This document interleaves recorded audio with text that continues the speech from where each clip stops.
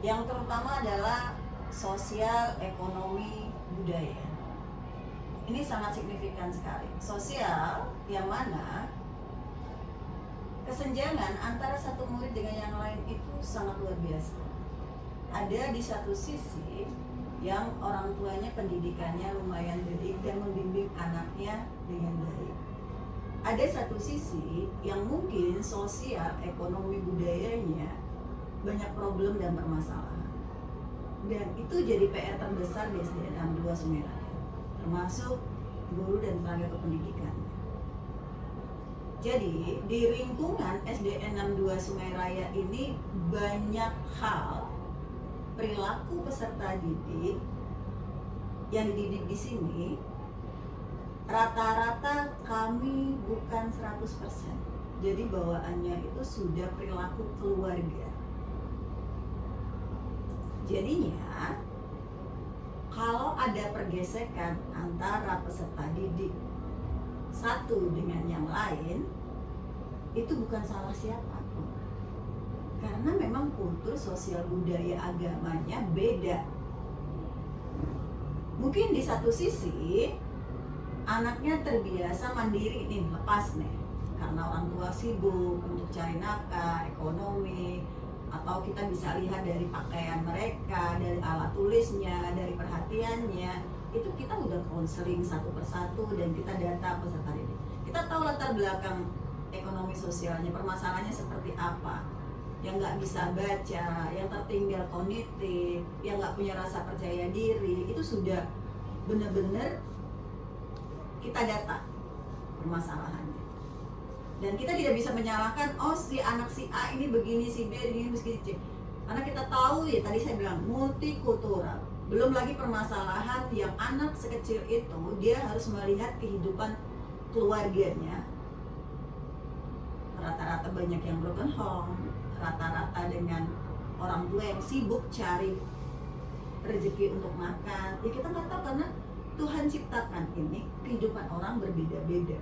Ada satu sisi anak yang benar-benar diperhatikan dari orang tua, adab, sopan santun, pendidikannya, kesayangannya, dan notabene itu memang baik sekali. Tapi kalau disenggol nggak bisa. Nah, di sekolah manapun, di sekolah mahal manapun, saya beberapa kali memberikan pelatihan beberapa sekolah swasta, terutama misalkan Bina Mulia, Tunas Bangsa, Muhammadiyah, mereka sama, permasalahannya sama. Anak-anak itu bermasalah pada saat di sekolah, selesai dia main. Yang jadi masalah adalah ketika anak lapor ke rumah, kemudian orang tua mengedukasi dengan emosi, maka anak ini akan tinggi hati. Dua kejadian adalah, saya tidak membela apapun, tapi kita refleksi di belakang.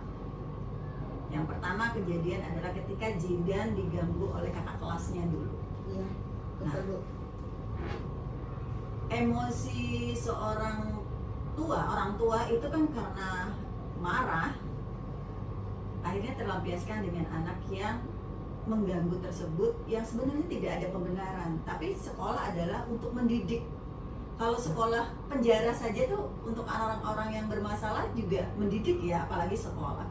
Sehingga kewajiban kami adalah menginformasikan anak tersebut, mencari permasalahan kenapa sih ini anak berlebihan. Ternyata problem rumah tangganya di keluarganya itu luar biasa. Orang tua bercerai, bapaknya nikah lagi, ibunya pergi ikut dengan nenek yang nggak bisa bahasa Indonesia, dan itu buat kami miris. Anak sekecil itu saja kelas 2 SD itu dengan beban mental yang luar biasa. Makanya pada saat ada kejadian lagi kedua kali, kami tidak ingin Mama Zidan untuk menyelesaikan ke anak. Iya, Karena iya Bu, iya. anak itu benar-benar bermasalah dan kita clear selesai. Itu ketika saya masuk di sini shock, benar-benar shock di situ. Dan sampai sekarang, tunggu Bu, saya selesaikan dulu. Sampai sekarang alhamdulillah Zidan fine-fine aja. Jadi kalau misalkan ada masalah atau apa, itulah kehidupannya Bu ya.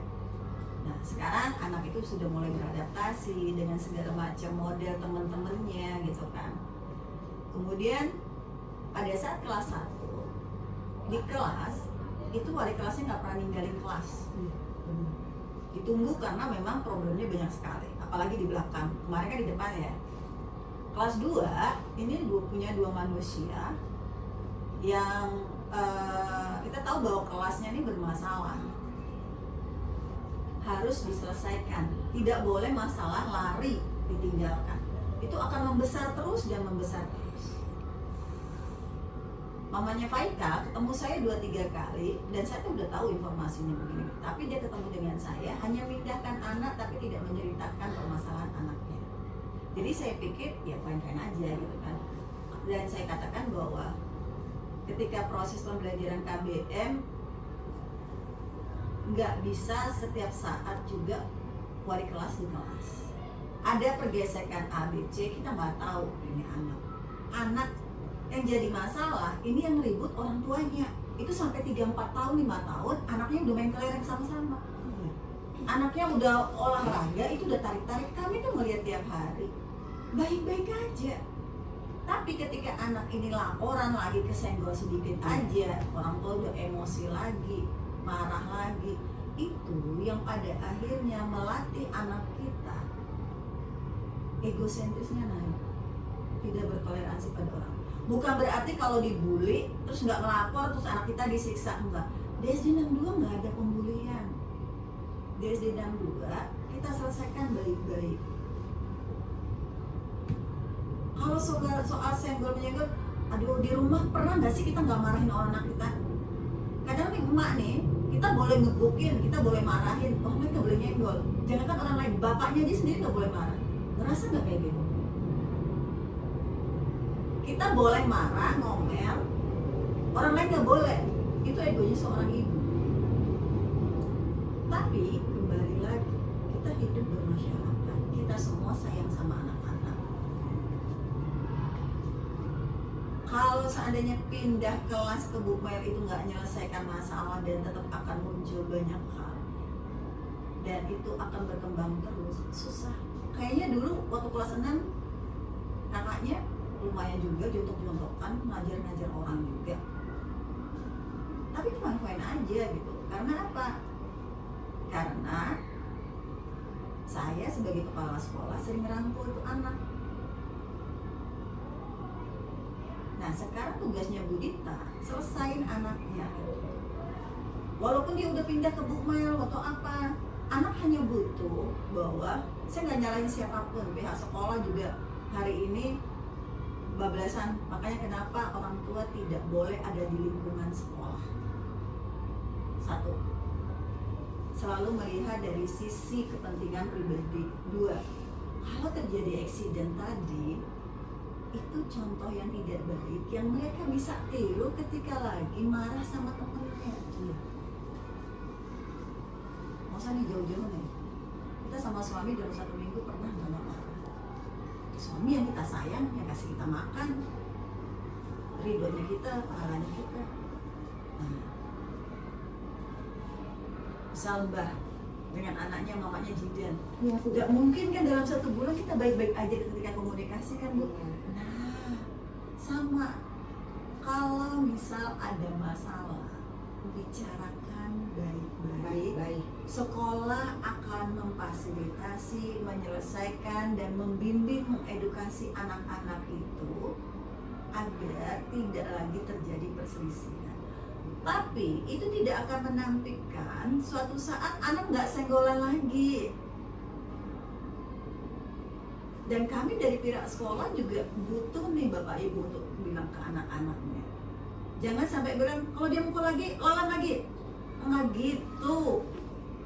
Nah, dalam bersosialisasi kita harus bisa jaga diri. Kalau kita bikin salah, minta maaf. Kalau teman yang salah, dikasih nasihat. Kalau temannya masih jahat, informasikan ke gurunya, informasikan ke kepala sekolahnya. Terus saya selalu welcome kok.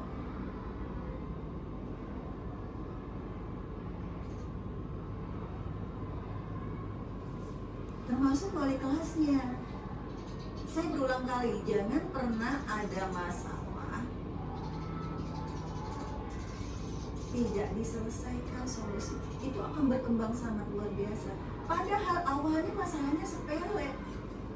Anak-anak, saya itu mata kepala saya sendiri memperhatikan. Anak-anak kalau sudah lagi main itu nggak ingat dunia. Tarik sama-sama, main sama-sama, jatuh, nonjok. Padahal jatuh sendiri karena habis main tarik-tarikan. Nanti suatu saat yang ditonjok lawan, nonjok, bagbuk-bagbuk. Ntar lapor orang tuanya ceritanya beda lagi. Pada saat belajar sama-sama, nggak ada cerita histeri. Terjadi itu selalu setiap jam istirahat. Atau biar lebih aman gitu ya, apa pasang CCTV, orang tuanya suruh iuran pasang CCTV. Kelas 3 tuh udah saya sarankan, daripada dia berdebat tuh Ya, kasih saran ke Bu Siti ya kan,